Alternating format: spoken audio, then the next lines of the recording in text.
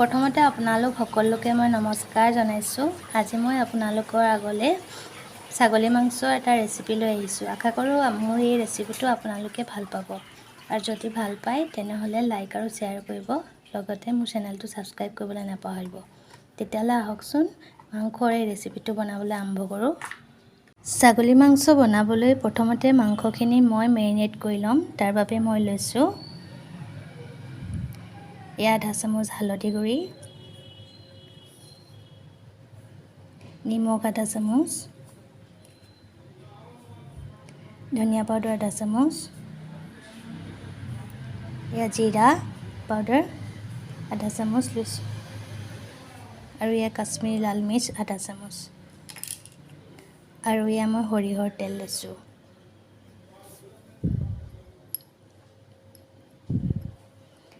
এতিয়া মাংসখিনি খুব ভালদৰে মই এইদৰে সানি ল'ম।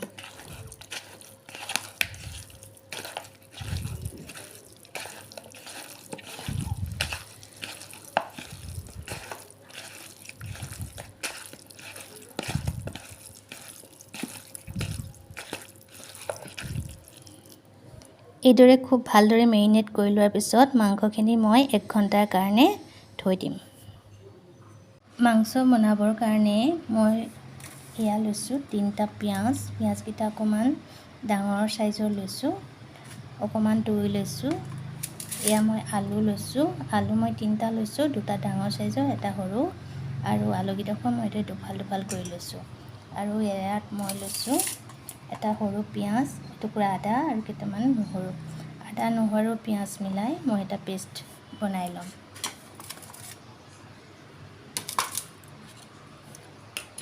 আৰু মছলাৰ কাৰণে মই লৈছোঁ জালুকৰ গুড়ি, ধনিয়া পাউডাৰ, কাশ্মীৰী লাল মিৰ্চ, হৈছে জিৰা পাউডাৰ, আৰু মছলা মই ঘৰত বনাইছিলোঁ। ইয়াত জালুক, জিৰা, ধনিয়া, শুকান জলকীয়া দি মই মছলাটো বনাই লৈছিলোঁ। আৰু খিলা তেজপাত, 3টা সৰু ইলাচি, এটুকুৰা ডালচেনি, 2টা লং, আৰু এটা ডাঙৰ ইলাচি, আৰু এটা শুকান জলকীয়া লৈছোঁ। আৰু তেল লৈছোঁ মই ৰিফাইন তেল লৈছোঁ। ৰিফাইন তেলতে বনাম মই। আৰু হালধি লৈছোঁ, আৰু নিমখ লৈছোঁ।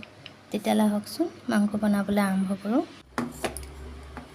এতিয়া মই আদা নহৰু পিঁয়াজ এইদৰে এটা মিক্সিৰ বাতিত লৈ লৈছোঁ, আৰু মই এটা পেষ্ট বনাই ল'ম।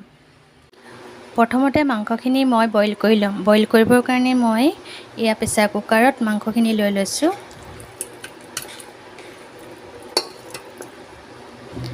আৰু ইয়াত অকণমান সামান্য পৰিমাণৰ মই পানী দি দিম।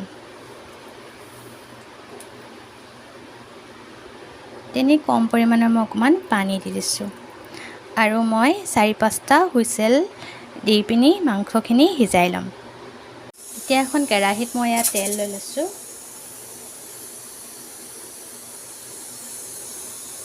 আৰু এই তেলতে মই প্ৰথমতে আলুকেইডোখৰ ফ্ৰাই কৰি ল'ম।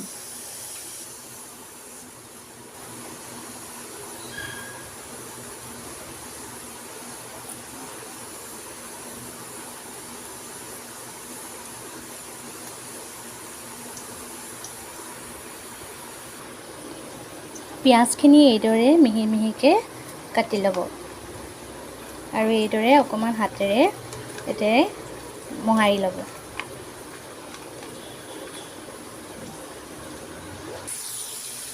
আলুকেইডোখৰ ভজা হৈ গৈছে। এতিয়া মই কেৰাহীৰ পৰা কাঢ়ি ল'ম। আলুকেইডোখৰ কাঢ়ি লোৱাৰ পিছত এতিয়া ইয়াত মই তেজপাত, ইলাচি, লং, ডালচেনি দি দিম।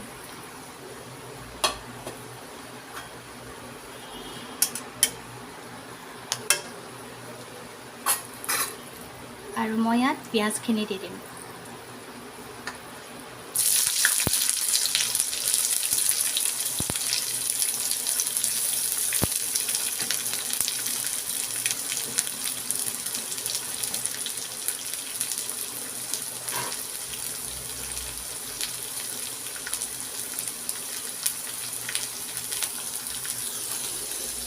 এতিয়া পিঁয়াজখিনি খুব ভালদৰে ৰঙচুৱাকৈ ভাজি ল'ম মই।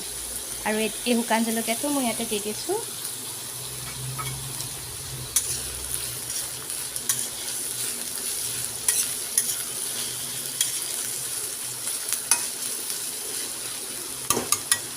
আৰু পিঁয়াজখিনি ৰঙচুৱা হোৱাকৈ ভাজি ল'ম। পিঁয়াজখিনিত মই অকণমান নিমখ দি দিছোঁ, তেতিয়া সোনকালে সিজি যাব পিঁয়াজখিনি।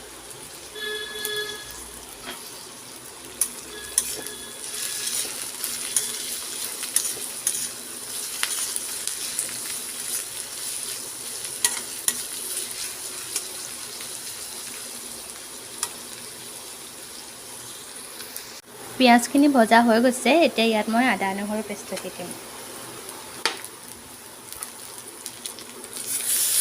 আৰু এইদৰে খুব ভালদৰে মই লৰাই ল'ম।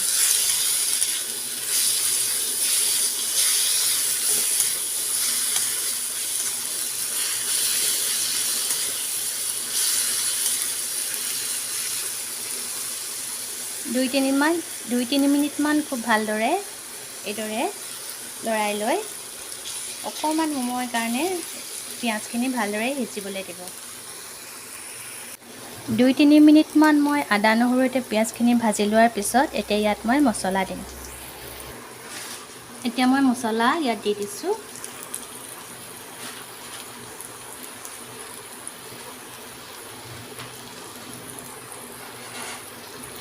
এই আটাইবোৰ মছলা মই 1 চামুচৰ জোখতে লৈছিলোঁ আৰু সেইমতে মই দি দিছোঁ। জালুকখিনি মই এতিয়া নিদিওঁ, পিছত দিম। এতিয়া মই খুব ভালদৰে মিক্স কৰি ল'ম।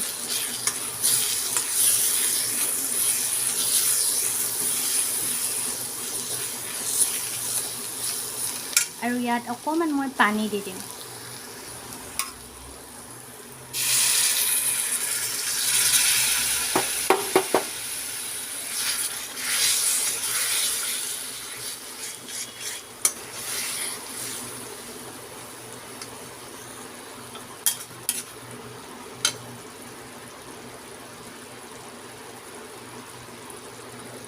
এতিয়া মই 1 চামুচ হালধিও দি দিছোঁ।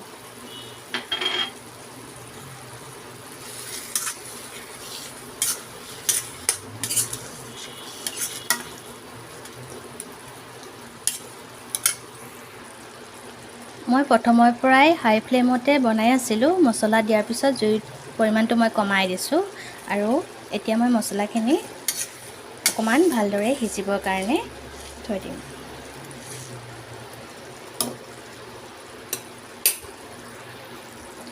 এতিয়া মই 5 মিনিটমানৰ কাৰণে ঢাকোন মাৰি থৈ দিছোঁ। এতিয়া মই মাংসত দৈ দিম। দৈখিনি দিয়াৰ আগতে খুব ভালদৰে এইদৰে ফেটি ল'ব।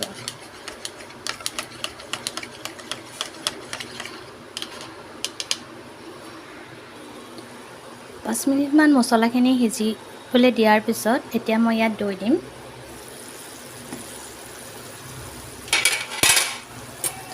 দৈ দিওঁতে জুই ফ্লেমটো বন্ধ কৰি দিব।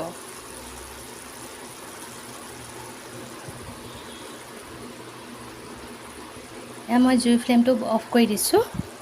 এতিয়া মই দৈ দিম।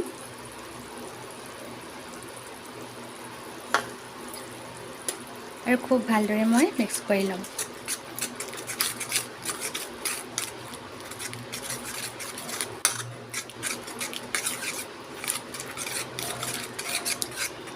দুই মিনিটমান এইদৰে লৰাই লোৱাৰ পিছত জুই ফ্লেমটো আকৌ জ্বলাই দিব।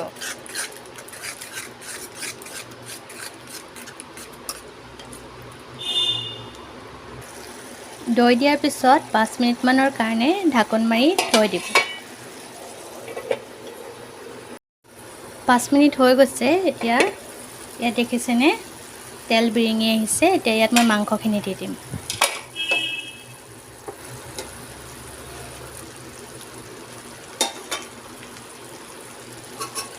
আৰু খুব ভালদৰে মই এইদৰে মিক্স কৰি ল'ম।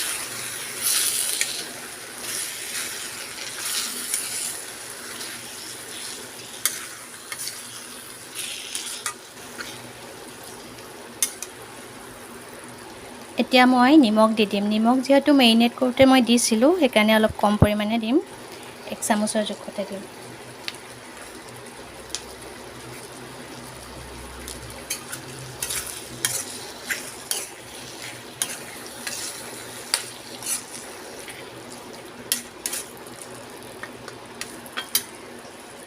এতিয়া মই ইয়াত গৰম পানী দি দিম।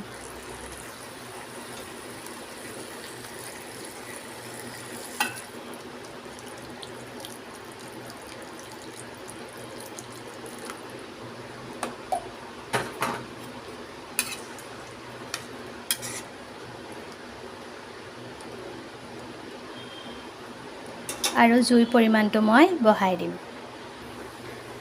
এতিয়া উতল আহিবলৈ ধৰিছে। এতিয়া ইয়াত মই জালুকৰ গুড়ি দি দিম।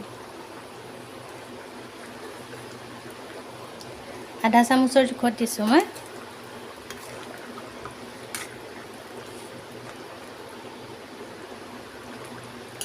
আৰু জুইৰ পৰিমাণটো কমাই দিম আৰু মই সিজিবলৈ দিম। ঢাকন মাৰি দিম। মই আলুকেইডোখৰ এতিয়াই দি দিছোঁ।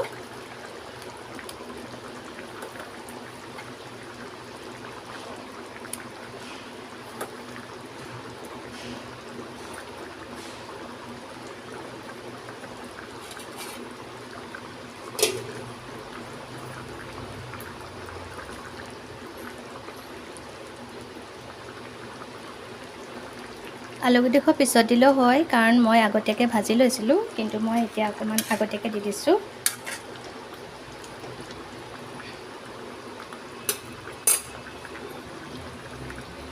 আৰু ঢাক মাৰি 10 মিনিটমানৰ কাৰণে মই থৈ দিম। 10 মিনিট হৈ গৈছে।